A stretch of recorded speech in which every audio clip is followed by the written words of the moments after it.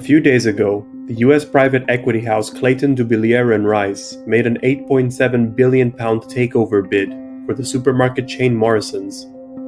But on Saturday night, Morrisons announced that it had rebuffed the bid. The supermarket chain said that the proposal significantly undervalued Morrisons and its future prospects. Under UK takeover rules, Clayton Dubilier Rice has until 17th of July to make a firm offer or walk away from the deal. Analysts have said that the unusual structure of Morrisons, which owns 85% of its 497 stores, could justify offering a higher price. The grocer also has 19 manufacturing sites, and 1/4 of what it sells comes from its own supply chain. CD&R looked to be interested in Morrisons mainly due to its freehold assets rather than its supermarket business. Their plan is to acquire the supermarket chain and sale and lease back its properties in order to generate quick cash for themselves. For some context, a sale and lease back is an arrangement where a company sells an asset, then leases it back from the purchaser. This means they can still use it, but no longer own it. Leasebacks are used to generate quick cash from an asset, similar to a pawnshop transaction.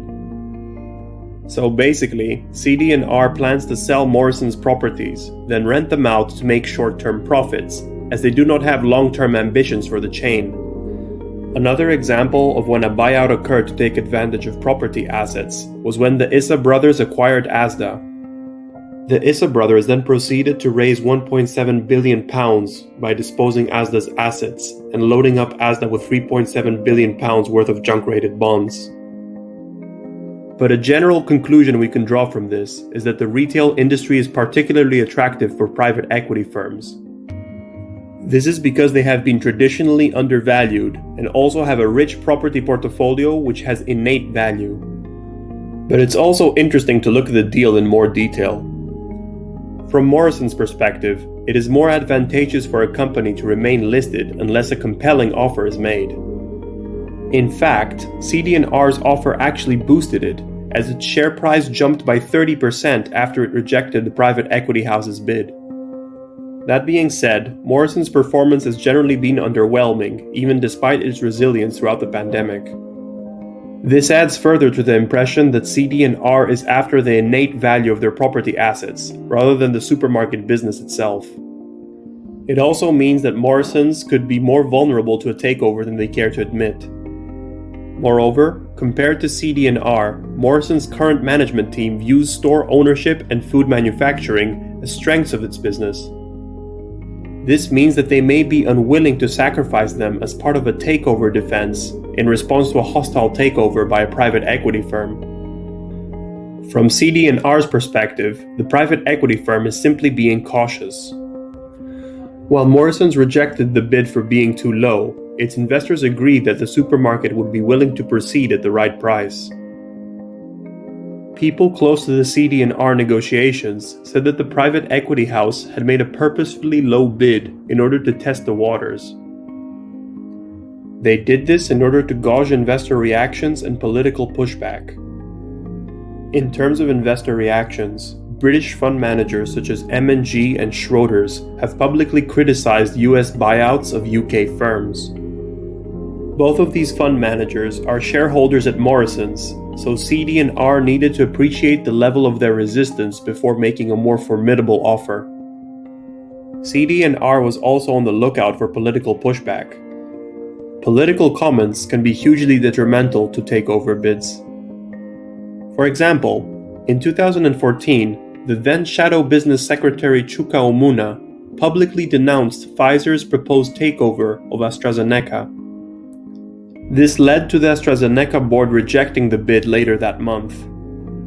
A Labour shadow business minister has already expressed her concern over the Morrisons bid, fearing what it could mean for the supermarket's workforce. The comments have been relatively mild, but if escalated, they could stop a deal in its tracks.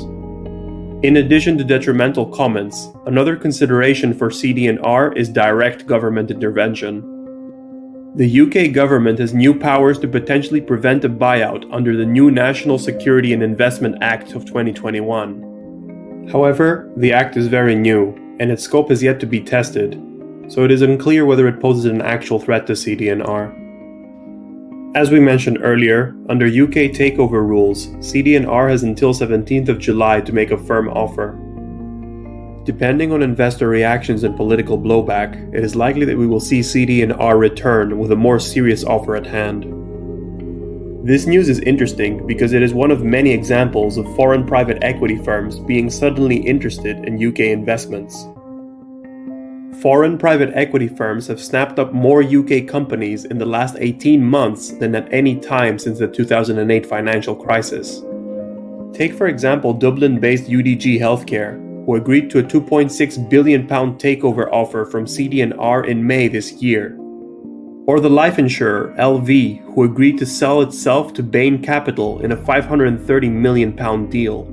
The increase in buyouts has largely been attributed to the pandemic, which hit UK firms hard and made them more susceptible to a takeover. As mentioned before, UK fund managers and politicians have become more conscious of this, and this is why CD&R was fearing a blowback. The blowback isn't just because of national pride. Foreign takeovers, especially from US private equity houses, have a bad reputation. US private equity takeovers may be damaging to businesses in the long run, as they put short-term profits over long-term interests of the business and its workforce. This was seen by the private equity group's ownership of the UK fashion retailer Debenhams. The struggling retailer was bought by a private equity consortium at a low price, which then collected high dividends for the next 3 years. The consortium also made sale and leaseback arrangements for 23 of its stores, whose expensive rent then put the retailer in an even worse position than before. If CD&R is headed in the same direction, it could be detrimental to the Morrisons business in the long run. It could also threaten jobs, pensions, and public services such as supermarkets, which act as retailers of food and other essential goods. Thank you for watching this video. If you enjoyed it, please don't forget to leave us a like, comment, and subscribe for more great content.